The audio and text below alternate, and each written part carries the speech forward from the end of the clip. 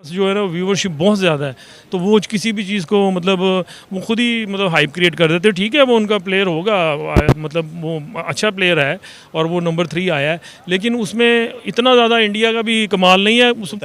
वो तो 18 लाख रुपए में उसके पास अगर कोई स्पॉन्सरशिप नहीं ना मल्टीनेशनल नेशनल कंपनी की, तो आप कैसे एक्सपेक्ट कर सकते हैं। अब जिस तरह से हम देखते हैं इंटरनेशनल लेवल पे वो हमें नज़र आते हैं, आपको लगता है कि अब इंडिया जितना आगे जा रहा है, हम जो है वो कभी भी उनका मुकाबला कर सकते हैं। जय हिंद दोस्तों, हाल ही में फीफा वर्ल्ड कप ने दुनिया के 3 सबसे बड़े फुटबॉलरों के पायदान अपने ऑफिशियल ट्विटर हैंडल और अपनी वेबसाइट पर साझा करके बताए, जिसमें नंबर 1 पर पुर्तगाल के क्रिस्टियानो रोनाल्डो थे, दूसरे नंबर पर अर्जेंटीना के लियोन मेसी थे और तीसरे नंबर पर भारत के सुनील छेत्री थे। तो आपको क्या लगता है कि इंडिया किस तरीके से अपने प्लेयर्स को सपोर्ट कर रहा है कि वो इस रैंक पर पहुंच गए हैं कि रोनाल्डो और मेसी के बाद जो हैं वो हमें सुनील छेत्री नज़र आ रहे हैं? देखिए, एक्चुअली ये जो है ना हाइप भी क्रिएट की जाती है। आपको पता है जो इजराइल के पास सबसे स्ट्रॉन्ग मीडिया जो है ना वो स्टार प्लस, ये वो सारा इंडियंस के हाथ में है, ठीक है ना। तो वो इंडिया वाले जो है ना वो उसको मतलब उनके पास ये मीडिया की पावर बहुत ज़्यादा है, जिसको ये वैसे भी ये जो है ना 5th जनरेशन वॉर है और वो मीडिया पर ही लड़ी जा रही है।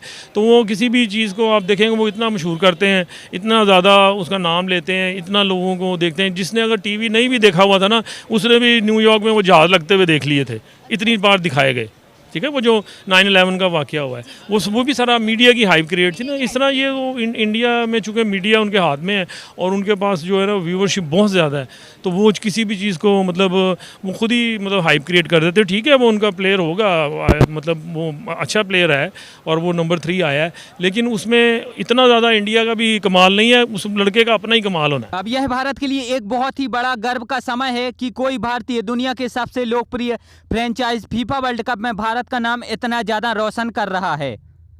तो हमें इंडियंस जो है इंटरनेशनल लेवल पे किसी ना किसी रैंक पे नज़र आते ही हैं, क्या वजह है? एक तो इसकी वजह ये है कि इंडिया की पॉपुलेशन में हमारी पाकिस्तान की पॉपुलेशन में बहुत फ़र्क है। दूसरे नंबर पे वो लोग जो सॉकर खेल रहे हैं, तो गवर्नमेंट की तरफ से जो है वो उनको कितना ज़्यादा रिलीफ दिया जा रहा है, उनके ऊपर काम किया जा रहा है, उनके लिए एक बजट होता है। हमारे जो पाकिस्तानी फुटबॉलर हैं बेचारे, उनके लिए क्या गवर्नमेंट बजट पेश करती है? इनके लिए तो कुछ भी नहीं है। तो ये इस वजह से इंडिया तो जाहिर सी बात है पॉपुलेशन के हिसाब से भी उसको जाना आगे, लेकिन हमारे अंदर ये नहीं कि टैलेंट नहीं है, हमारे बच्चों में भी टैलेंट बहुत ज़्यादा है। अब सुनील छेत्री तो दुनिया भर में भारत का नाम रोशन कर रहे हैं, लेकिन भारत की तरफ से सुनील छेत्री को इतना ज़्यादा प्यार नहीं दिया जाता जितना कि विराट कोहली और सचिन तेंदुलकर को दिया जाता है, क्योंकि भारत में फुटबॉल का क्रेज बहुत ही ज़्यादा कम है कि उनके पास दुनिया का वो एथलीट कोच है जो वर्ल्ड रिकॉर्ड होल्डर था, वो उनको कोच कर रहा है। तो पाकिस्तान में तो बेचारा देसी कोच घर में, और आप उसको कुछ भी नहीं दे रहे हैं सिवाय एक स्पोर्ट्स मिनिस्टर पंजाब के अलावा किसी ने सपोर्ट उसको नहीं किया। जब ये सपोर्ट ही नहीं है तो आप पैरा ओलंपिक्स हो या दूसरे ओलंपिक्स हो, हम उससे सिर्फ ये कंपेयर करेंगे कि जी इंडिया में गोल्ड आ गया है और पाकिस्तान में नहीं। वहाँ पे खर्च हो रहा है, और न सिर्फ गवर्नमेंट लेवल पर जो सबसे ज़्यादा बात होती है वो स्पॉन्सरशिप पर है। मैं आपको एक छोटी सी मिसाल देता हूँ। 18 लाख रुपया पाकिस्तान रेसलिंग फेडरेशन का बजट है, 18 लाख रुपए, जिसमें उनके जो रेसलिंग फेडरेशन के जो लोग हैं उनके खराजात भी चलने हैं, और अगर वर्ल्ड रेसलिंग चैम्पियनशिप में इनाम बंटने हिस्सा लेना है तो उसकी फ़ी देनी है, लाइसेंस अलग से होता है। वो तो 18 लाख रुपए में उसके पास अगर कोई स्पॉन्सरशिप नहीं ना मल्टीनेशनल नेशनल कंपनी की, तो आप कैसे एक्सपेक्ट कर सकते हैं कि क्रिस्टियानो रोनाल्डो दुनिया के सबसे ज़्यादा फॉलोवर वाले इंसान हैं। वह दुनिया के सबसे बड़े और सबसे लोकप्रिय खिलाड़ी हैं, और कोई भी ऐसा व्यक्ति नहीं है जो कि फुटबॉल में इनको टक्कर दे दे। इनको टक्कर देना लगभग नामुमकिन है, लेकिन भारत में भी एक बंदा ऐसा है जो कि इनको टक्कर दे सकता है और इनको मात दे सकता है, और वो है सुनील छेत्री। सुनील छेत्री काफ़ी ज़्यादा टैलेंटेड इंसान है, और हो सकता है कि फीफा के आने वाले मैचेस में यह क्रिस्टियानो रोनाल्डो को भी पीछे कर दें। तो ये अचीवमेंट बहुत बड़ी अचीवमेंट है। मैंने काफ़ी ज़्यादा हिंदुओं से मिली हूँ when I go to UAE trip, तो मेरे काफ़ी सारे इंडियंस वहाँ पे दोस्त बने।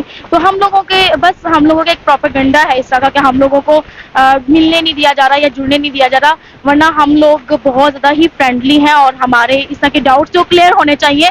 सिर्फ ये गवर्नमेंट लेवल पे ऐसे इश्यूज़ हैं जो कि आई सेड के यार लाजमी ये सॉल्व होने चाहिए ना। अगर आपका क्या कॉन्सेप्ट बना हुआ है इंडियन लोगों के लिए, इंडियन मुसलमानों के लिए, इंडियन हिंदुओं के लिए? वो हिंदू हो या मुस्लिम हो, कल्चर हम लोगों का काफ़ी ज़्यादा सेम है।